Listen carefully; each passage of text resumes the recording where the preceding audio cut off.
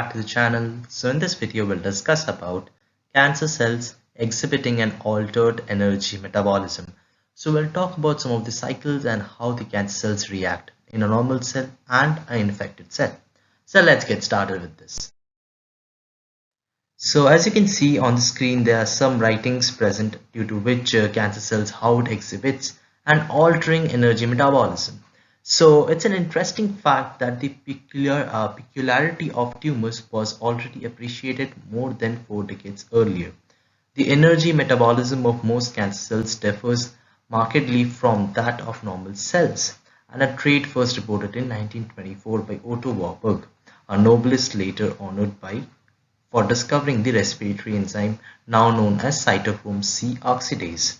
Alright, so as it was documented in these decades that followed, normal cells that experience aerobic conditions break down glucose into pyruvate into cytosol through the process of glycolysis and dispatch the pyruvate into mitochondria where it performs the Krebs cycle. So we all know about the process of glycolysis, how it happens, the start point of glycolysis being glucose, then it's get converted into pyruvate, and this pyruvate gets deposited into mitochondria, and thereby the Krebs cycle runs to form acetyl CoA. So there are two conditions under which it happens. There are anaerobic conditions, aerobic conditions under which all of these things happens. So talking about some of the anaerobic or hypoxic conditions, however, normal cells are limited to using only glycolysis, so generating pyruvate that is reduced to lactate, which is then secreted from cells. And Warburg discovered that even when exposed to ample oxygen, many of the cancer cells rely largely on glycolysis generating lactase as the breakdown product of glucose.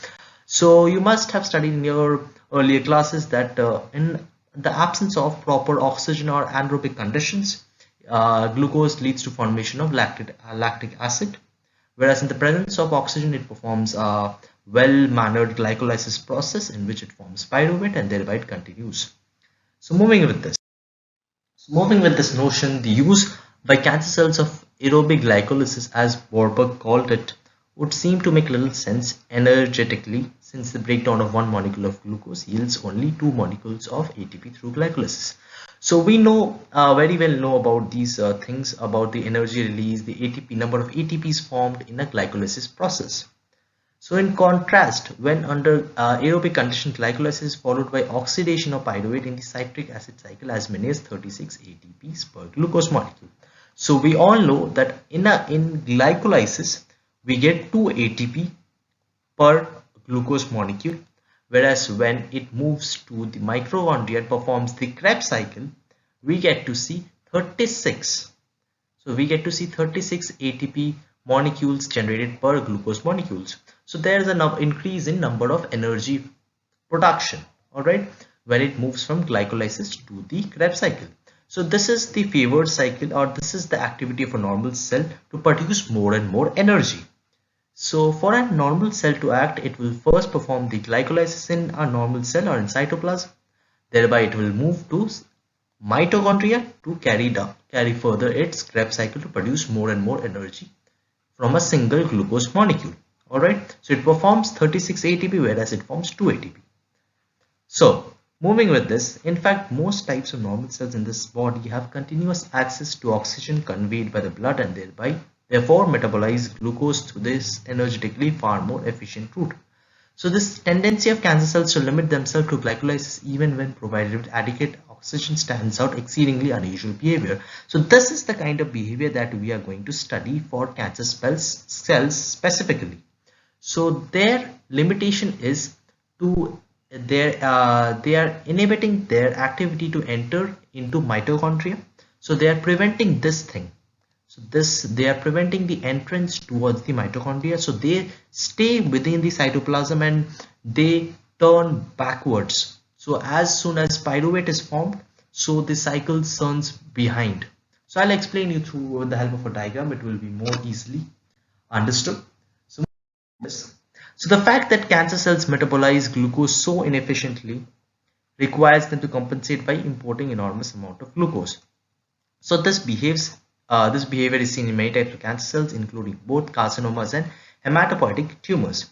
So they express greatly elevated levels of glucose transporters, particularly GLUT1. So these are glucose transporters which we'll see in the coming diagrams.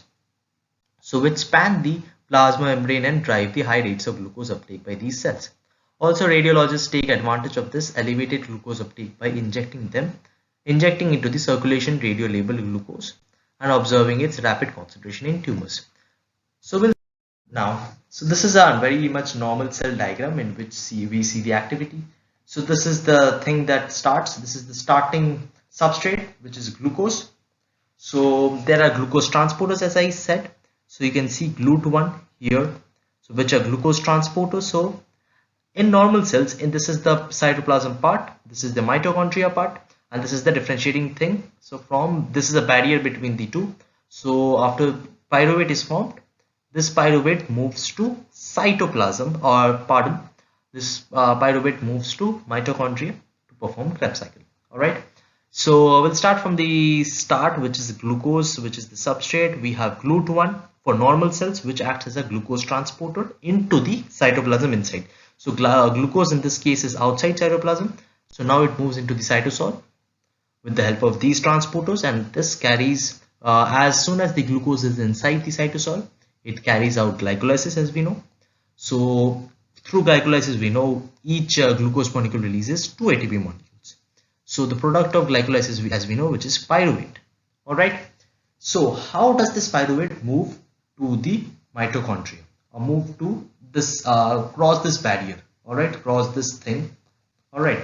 So there are some factors, or there are some kinase, or there are some enzymes which help the activity or the movement of this pyruvate towards the mitochondria. So we see here kinase, or a PKM1, which we know as pyruvate kinase form.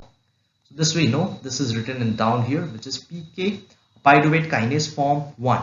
So this we call as pyruvate kinase form 1, which ensures that its product pyruvate is imported into the mitochondria.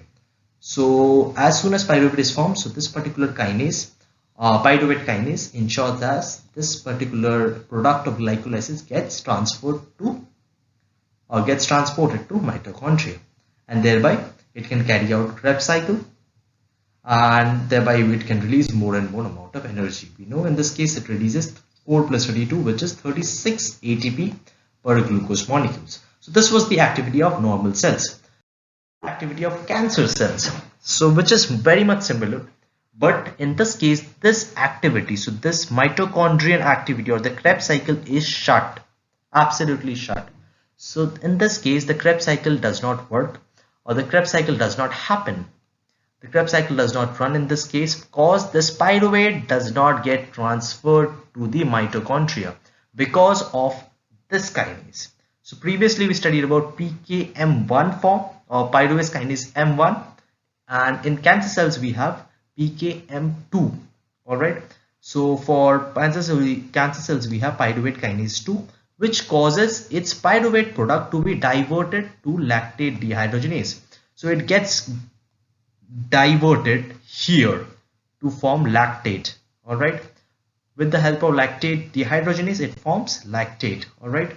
So it yields lactate with the help of lactate dehydrogenase, which is secreted in abundance by the cancer cells, and this gets carried out through all and gets moved to the intracellular spaces. So the prevention of pyruvate, or the movement of pyruvate, the prevention of the movement of pyruvate into the mitochondria, which leads to the formation of lactate by the lactate dehydrogenase.